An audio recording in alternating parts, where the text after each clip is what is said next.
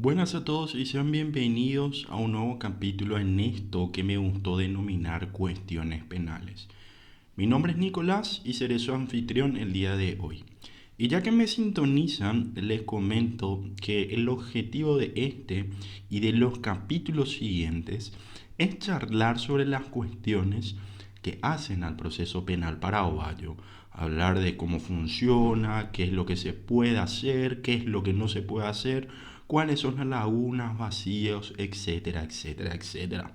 Todo esto bajo el amparo de la experiencia vivida en estos años, que si bien son pocos, espero que les sirvan para sacar conclusiones, que es lo importante de la función de estas charlas. En fin, habiendo hecho los avisos parroquiales, empecemos con el desarrollo del video de hoy.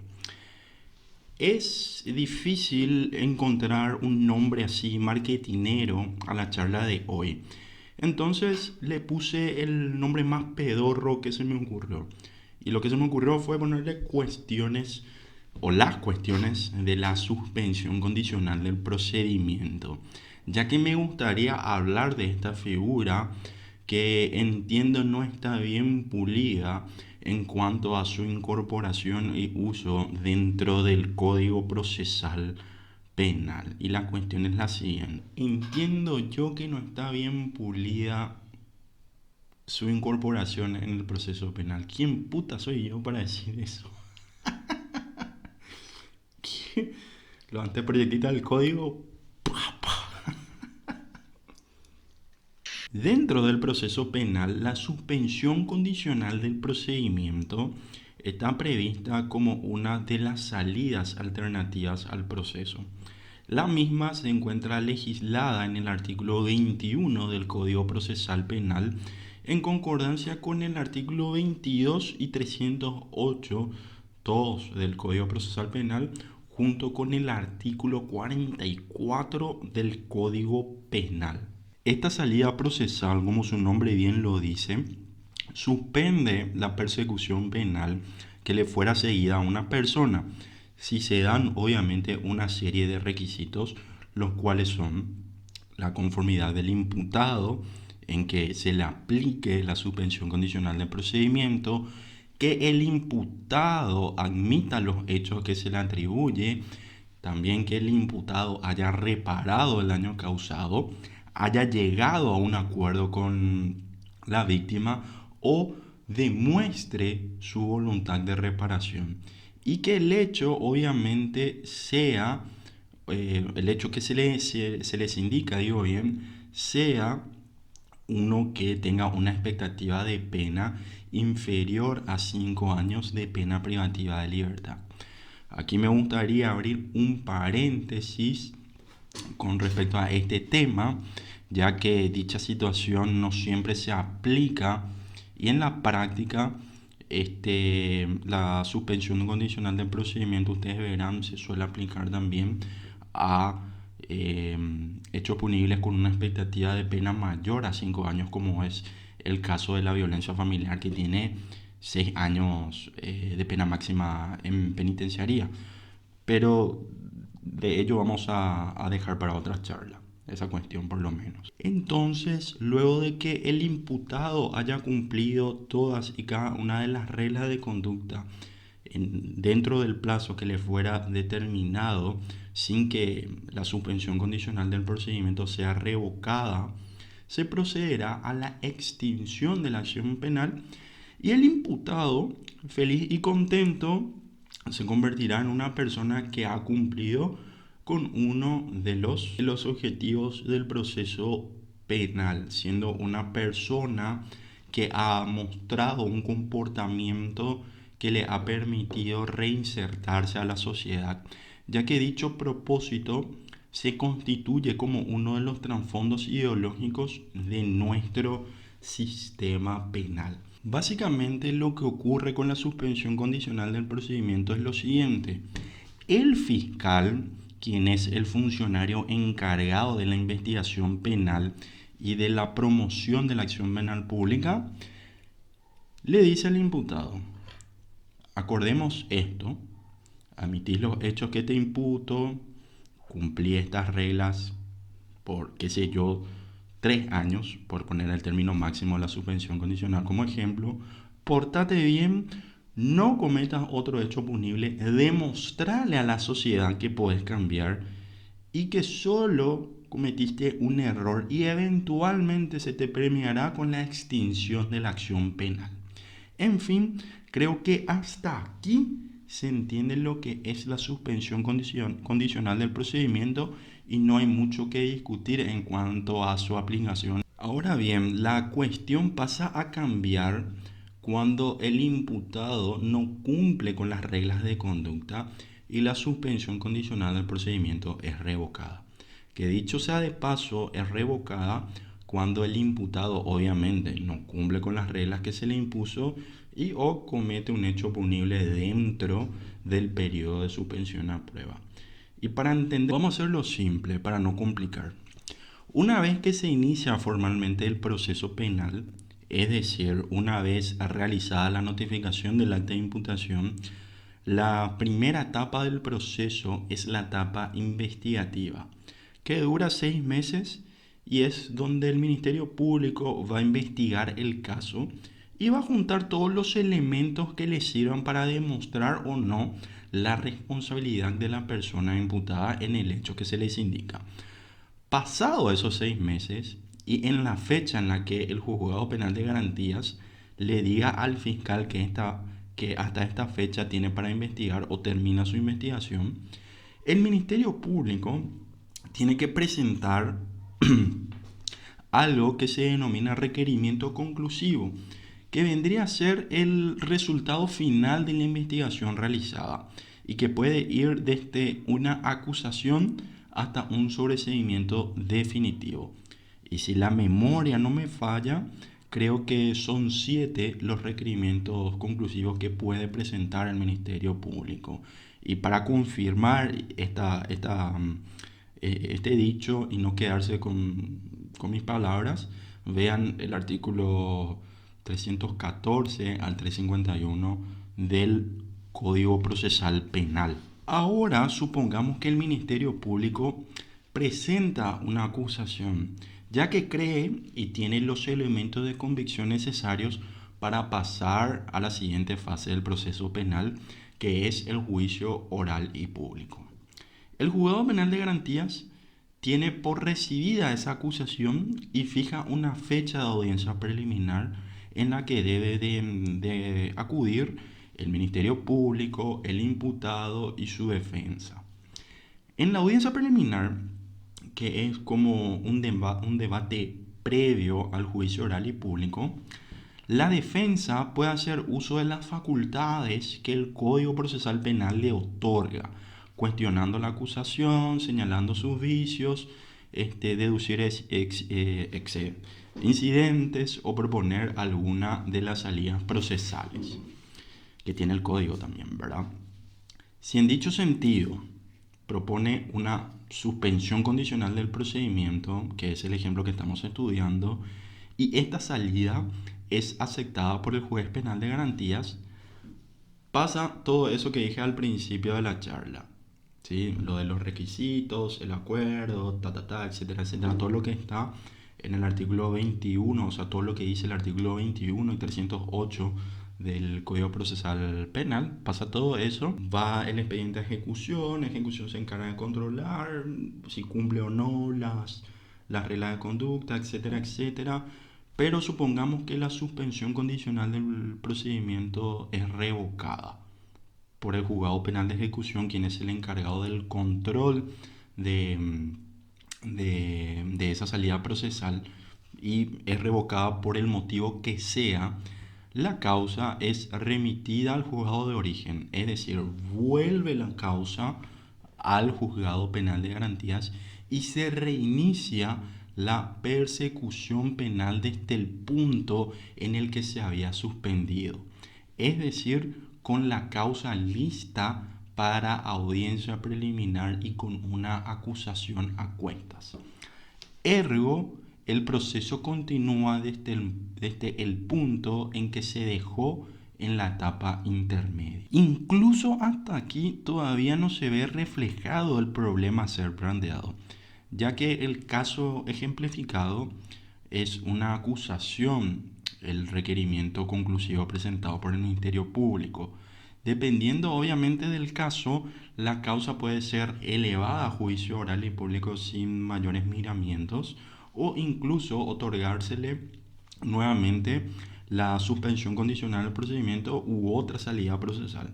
Esto atendiendo única y exclusivamente el desenvolvimiento habitual de nuestros tribunales, o sea, la práctica habitual en los juzgados. Conforme a lo que he visto, la práctica habitual de los juzgados, por lo menos de los juzgados penales de la capital, y siempre, aclaro bien, utilizando la muletilla de dependiendo del caso, lo que se hace en este tipo de situaciones cuando hay una suspensión condicional revocada y pesa sobre el imputado una acusación o tiene como requerimiento conclusivo el fiscal una acusación, es elevar la causa a juicio oral y público una vez se vuelva a convocar la audiencia preliminar, que dicho sea de paso resultaría ser el trámite lógico de nuestro proceso penal dado la secuencia de sus etapas. Tenemos la etapa investigativa, la etapa intermedia y la de juicio oral y público. Ahora, aquí viene el problema. ¿Qué pasa si el requerimiento conclusivo es una suspensión condicional del procedimiento y la misma es revocada en el futuro? O sea, de toda la investigación fiscal realizada en la etapa investigativa o en la etapa preparatoria, el resultado de esa investigación es una suspensión condicional del procedimiento. En mi forma de ver el proceso penal, es una opinión sumamente personal y es la cuestión por la cual yo estoy haciendo este video y mostrando mi punto así de manera escueta, a forma de generar el debate. No sé quién soy yo para generar el debate, pero es así, ¿verdad? Gracias a YouTube por democratizar la información. En mi forma de ver el proceso penal, creo que una causa en esta situación queda en un punto muerto. ¿Por qué queda en un punto muerto? Porque el Código Procesal Penal no establece un trámite que pueda ser aplicado, como diría Ferrajoli, sin valoraciones inevitablemente discrecionales por parte del juez y de la Fiscalía General del Estado, como veremos, a la hora de resolver y dictaminar respectivamente. Queriendo significar con esto de la cuestión inevitablemente discrecional, que a la hora de llenar el vacío normativo o la laguna legal, en otras palabras, la autoridad fiscal como la autoridad jurisdiccional suelen resolver en un sentido contrario al espíritu del código, aplicando de manera obtusa el principio de legalidad y el famoso aforismo penal de dura lex sed lex. Para abordar más sobre esta cuestión, espero también hacer un próximo video sobre este tema. Acudan al libro de Luigi Ferrajoli, Derecho y Razón, que es la fuente en la que baso este argumento. Siempre siguiendo la línea de pensamiento de Luigi Ferrajoli, en la actividad judicial existen espacios de poder específicos y en parte insuprimibles, que es obviamente tarea de la filosofía del derecho distinguir y especificar, como así también explicar, para poder reducirlos y controlarlos. Dicho esto, tengamos presente que nuestro proceso penal es de corte acusatorio, siendo un proceso predominantemente garantista cuanto menos, ¿verdad? En dicho sentido, como toda obra humana, es obviamente susceptible de errores o vacíos, como en el caso estudiado, ¿verdad? Ahora bien, al no prever la legislación una respuesta acabada y congruente con los principios, derechos y garantías procesales regentes en nuestro sistema procesal penal, obviamente, y siempre citando a Ferrajoli, ¿cómo diríamos? La formación de estos espacios de discrecionalidad se tornan inevitables, comprometiendo consecuentemente la esencia y la naturaleza del proceso penal. Ahora, dicho esto, planteemos el problema. La culminación del trabajo investigativo del Ministerio Público en la etapa preparatoria obviamente puede producir como acto o requerimiento conclusivo una suspensión condicional del procedimiento. Eso está claro. El fiscal puede presentar como requerimiento conclusivo una suspensión condicional del procedimiento o cualquier otra salida procesal, obviamente si se dan los requisitos y dicha salida procesal resulta viable. Eso no está en discusión acá. El titular de la acción penal pública puede llegar a la convicción de que la persona imputada dentro del proceso penal puede acogerse a esta salida procesal, en la creencia de que con estas reglas de conducta a serle impuesta resultarían suficientes para el cumplimiento de los fines del proceso. En dicho sentido, la suspensión condicional, como ya lo mencioné, tiene la función de paralizar el ejercicio de la acción penal mientras dure el periodo probatorio sin ser revocado. Entonces, el proceso penal quedará suspendido o paralizado desde el momento en el que el auto interlocutorio dictado por el juez penal de garantías, que por supuesto hace lugar a la suspensión condicional del procedimiento, queda firme hasta que el procesado haya cumplido cabal y satisfactoriamente el periodo probatorio y el juzgado de ejecución penal haya resuelto la extinción de la acción penal. En sentido contrario, la suspensión condicional del procedimiento es revocada. Como ya dije, si se produce la primera cuestión, no hay problema alguno. Pero en el caso de la segunda cuestión, al ser revocada esta salida procesal, el proceso penal continúa desde el punto en que se había quedado antes de la suspensión, es decir, en la etapa intermedia. Y esta situación trae aparejada las siguientes circunstancias. La primera cuestión, y creo que la principal, es que la etapa investigativa o la etapa preparatoria ya ha concluido, siendo coronada con el requerimiento conclusivo de la suspensión condicional del procedimiento. La segunda cuestión, como su función bien lo dice, la suspensión condicional del procedimiento es una salida alternativa al proceso penal. Es decir, el proceso penal termina de un modo distinto al normalmente previsto. ¿Y cuál es el modo natural de conclusión del proceso penal? Es mediante una sentencia definitiva dictada por un tribunal de sentencias luego de la realización del juicio oral y público. Siendo ese el último bastión de la actividad cognitiva llevada a cabo a lo largo del proceso penal. La tercera resultaría que la falta de una acusación formal impide el desarrollo de la etapa siguiente del proceso penal. Es decir, ya no se puede elevar la causa a juicio oral y público.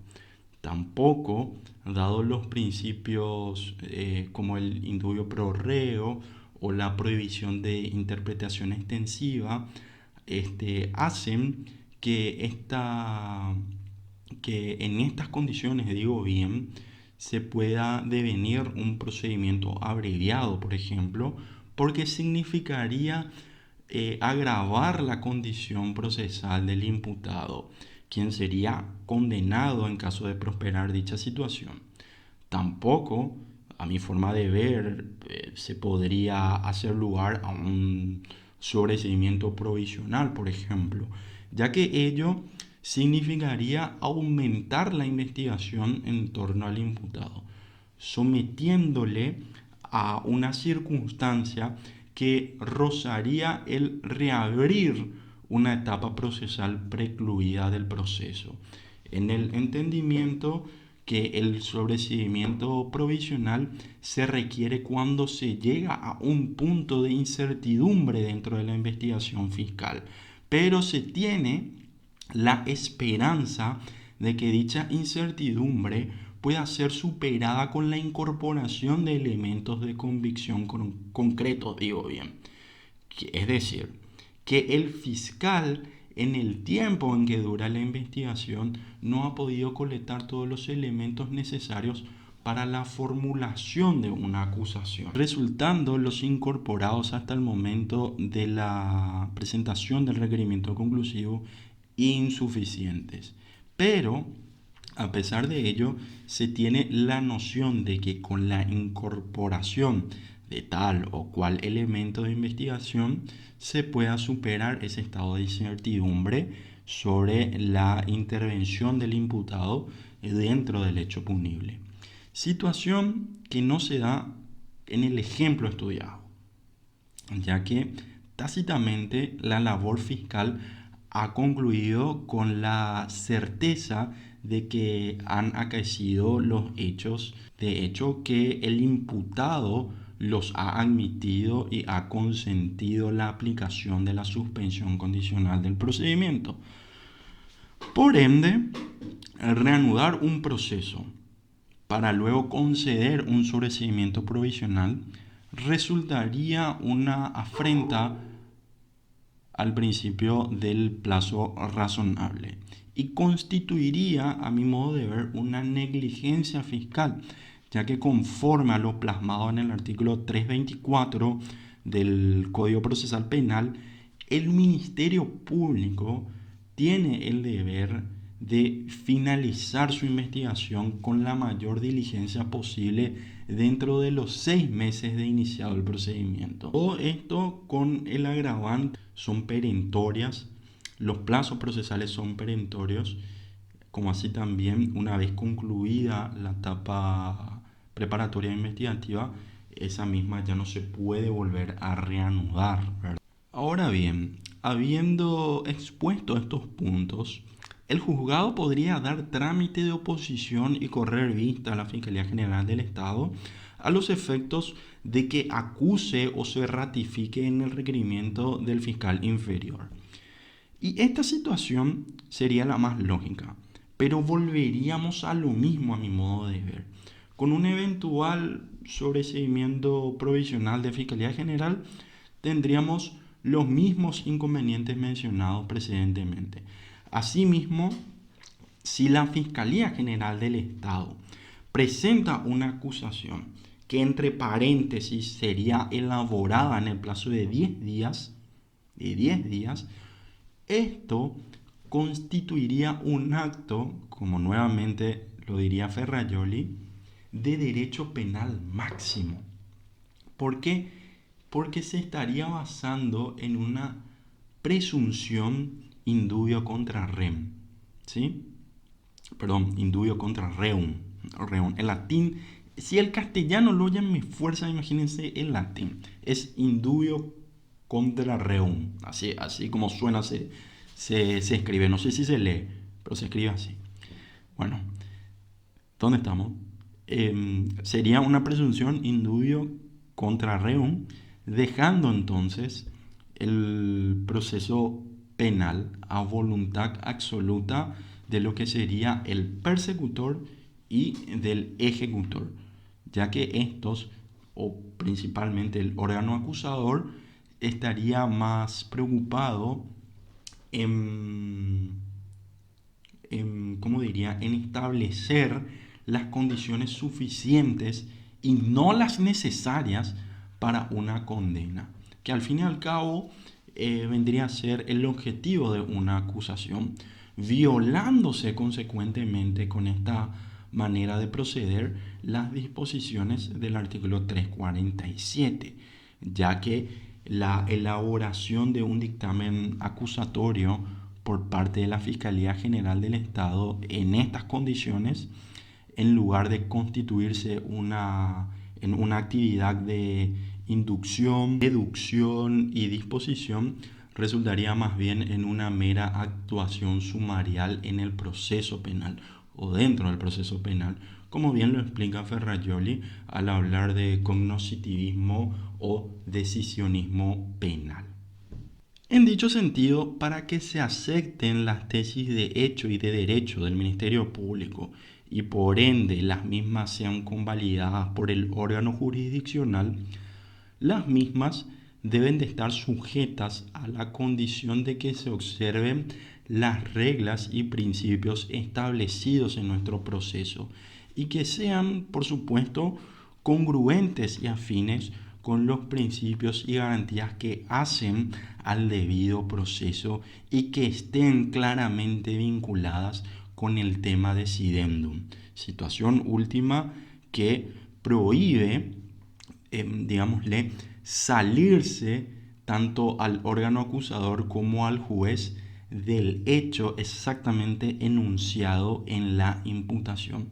Más aún si tenemos en cuenta la carencia de una acusación, como ocurre en el caso estudiado, donde la coronación de la labor del Ministerio Público resulta ser una suspensión condicional del procedimiento. En fin, a modo de concluir la charla de hoy, quiero hacerles llegar que por más que nuestro proceso penal sea de tinte acusatorio y que tenga mecanismos que posibiliten el control del debido proceso y el respeto a las garantías que son inherentes a la defensa, uno, si hila así un poquito, puede dar cuenta de que hay espacios sumamente dejados a la total y completa discrecionalidad de los órganos acusadores y jurisdiccionales.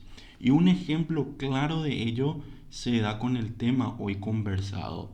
Por ello, es importante entender y comprender cuál es el espíritu de las leyes, qué es lo que se busca con la aplicación normativa y cuál es el objetivo de nuestro proceso penal. Una vez entendido esto, una vez comprendido todo, se debe trabajar en promocionar y por sobre todo el de confrontar las posturas garantistas, ¿sí? El deber ser de las cosas debe ser llevado a la práctica y debe ser estudiado y debe ser contrastado con la realidad judicial vigente. Por favor, si el video les ha gustado, denle like, comenten y háganme llegar sus apreciaciones y correcciones si es que las tuvieren, ya que aquí no estamos para imponer una postura, sino que más bien estamos para ayudar a la comunidad jurídica y, por qué no, a la sociedad entera, sacando o llevando al tapete, al debate, estas cuestiones que a mi criterio son sumamente interesantes. Lo vuelvo a repetir, dejemos de lado las actividades lúdicas y empecemos nosotros como abogados a pensar y repensar el derecho, como nuevamente lo dijo y lo cito a Alvarado Belloso. Un abrazo y nos vemos en la próxima.